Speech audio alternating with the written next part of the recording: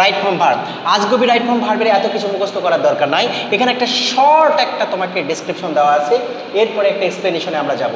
আজকে একটা short video হবে, খুবই শর্ট। দেখো ভার্বের রূপ তোমাকে জানতে হবে, রাইট ফর্ম ভার্ব কী কী হয়। দেখো ভার্ব 1 বা ভার্বের সাথে এস বাই এস, V2 হয়, তারপরে কি হয় V3 হয়, ভার্বের সাথে আইএনজি, আর 2 প্লাস ভার্ব 1 ইনফিনিটিভ হয়। এগুলো ছাড়া কি ভার্বের রূপ তুমি দেখাতে পারবা? না। তার মানে 5টা এই রূপ হয়।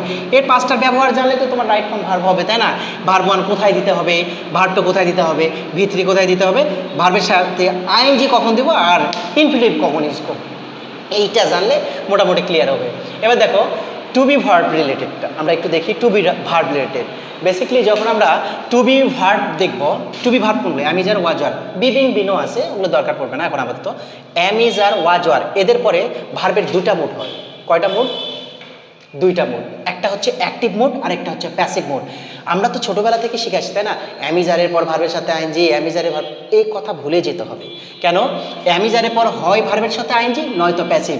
সেন্টেন্সটি যদি অ্যাক্টিভ হয় আইএনজি, না হলেই প্যাসিভে যাবে। যেমন আমরা দেখি যে আমি যদি বললাম দ্য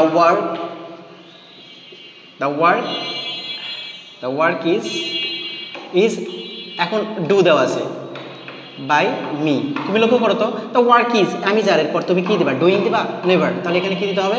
ডান। Answer correct. অ্যামিজারের পর V3 হয়। আবার এটা হলো প্যাসিভ মোড। অ্যাক্টিভ মোড কোনটা দেখো? আই ডু দেখো I am do the work এখানে লক্ষ্য করে থাকো, অ্যামের পর কি বসা হয়েছে? ডু। তাহলে এটার আনসার হবে ডুইং। কেন? এটা অ্যাক্টিভ মোড। এখন অ্যাক্টিভ আর প্যাসিভ মোড কীভাবে চিনবা? খুবই সহজ, শর্টকাট। মনে রাখবা, মূল ভার্বের পরে যদি প্রিপোজিশন থাকে, আবার বলছি, মূল ভার্বের পরে যদি প্রিপোজিশন থাকে, any kinds of preposition, but it can be simple preposition. যদি এইটা সিম্পল প্রিপোজিশন থেকে থাকে বা জেনারেল প্রিপোজিশন, তাহলে মনে রাখবা এটা প্যাসিভে আছে। আর যদি এইটার মূল ভার্বের পরে সরাসরি একটা প্রিপোজিশন ছাড়া নাউন বা প্রোনাউন অবজেক্ট হিসাবে আছে, তাহলে ওটা হচ্ছে অ্যাক্টিভ মোড। খুবই সহজ। দেখো মূল ভার্বের পর কোনো প্রিপোজিশন নাই, তার মানে এটা অ্যাক্টিভ মোড। মূল ভার্বের পর প্রিপোজিশন আছে, তার মানে এটা প্যাসিভ মোড। এইটা দেখো গেল। এবার দেখো ডু ডাজ, এর জন্মই হয়েছে অ্যাক্টিভ সেন্টেন্সে ব্যবহারের জন্য। জন্মই হয়েছে অ্যাক্টিভ সেন্টেন্সের জন্য। এটার কাজ কি? যদি কেউ বলে ডু ডাজের কাজ কি? ইন্টারগেটিভ আর নেগেটিভ করা, এছাড়া এর কোনো কাজ নাই। তো ডু আর ডাজ যে সেন্টেন্সে থাক, অ্যাক্টিভই তো থাকবে, ভার্ব 1 হবে, মানে ভার্বের বেস ফর্ম হবে, এস বাই এস এগুলো হবে না, একবারে বেস ফর্ম। মনে রাখবে আরেকটা সারা পড়ছে ডিড প্লাস ভার্ব 1। তাহলে ডু ডাজ ডিড যদি থাকে কোনো সেন্টেন্সে, তাহলে আমি কি বলবো? ভার্বের বেস ফর্ম। সেটা পাস্টে থাক, প্রেজেন্টে থাক, ওটা দেখার বিষয় না। যদি ডু ডাজ ডিড আছে, ওই ভার্বের ওই ব্র্যাকেটের ভার্বটা ভার্ব 1 করবা। আচ্ছা এবার আসো হ্যাভ হ্যাজ হ্যাজ। এটা অ্যাক্টিভ প্যাসিভ বুঝি না? হ্যাভ হ্যাজ হ্যাড থাকা মানে V3। হ্যাভ হ্যাজ হ্যাড আছে যেখানেই V3 বসবে সেখানে, মনে রাখবা। হ্যাভ হ্যাজ হ্যাড আছে যেখানেই ভার্বের পাস্ট ফর্ম বসবে, পাস্ট পার্টিসিপল বসবে সেখানে, কোনো কথা ছাড়া, অ্যাক্টিভ হোক আর প্যাসিভ হোক, এটা তো তোমাকে চিন্তা করতে হবে না। এবার আসো তো মডেল রিলেটেড। মডেলের পর সাধারণত গ্যাপ থাকলেই ভার্ব 1, আর মডেলের পর অন্য কোনো কিছু থাকলেই, এই দেখো বি অথবা হ্যাভ থাকলেই V3। খুবই সহজ না? Verb related close.